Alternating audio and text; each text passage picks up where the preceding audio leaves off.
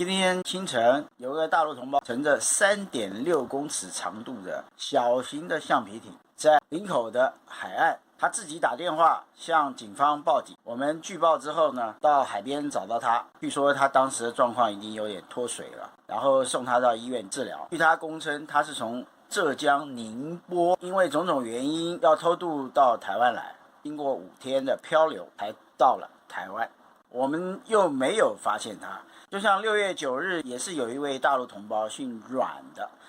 一个人开了一艘动力小艇从淡水河口进来，也是自动上岸投案，造成了很大的动静。这次这个王姓同胞单人乘坐一个小型橡皮艇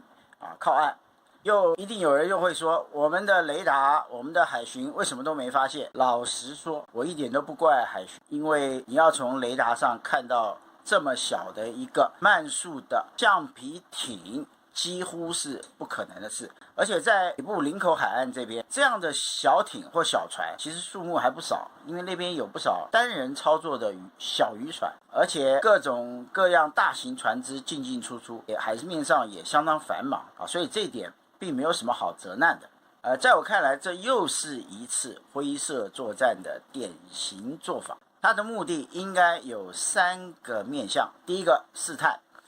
第二个招扰，第三个示威。第一个试探什么呢？试探我们在台北中枢防卫的大门口，也就是八里、淡水、林口这一带的防务疏密程度。第二，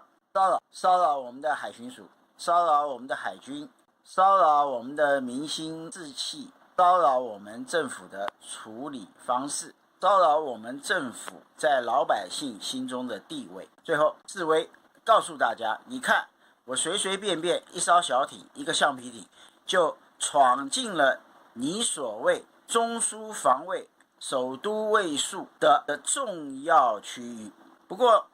个人认为国人不必对这件事太过紧张，因为这和6月9号大陆阮姓男子一个人驾着小艇闯进淡水河口差不多，基本上不会是一个真正要武力犯台的方法，或是武力犯台的前奏。因为现在两岸并没有爆发大战的气氛和条件，目前两岸的态势基本上是一个相互叫嚣，互相演戏给自己人看，向自己人交代的状态，政治对抗十分的激烈，可是军事的对峙并不像表面上看起来这么热烈。也就是说，中共对台湾并没有立即而明显的威胁。比较要注意和关心的倒是11月份美国总统大选，这个时候中共会不会趁这个机会对台湾采取什么军事上的大动作，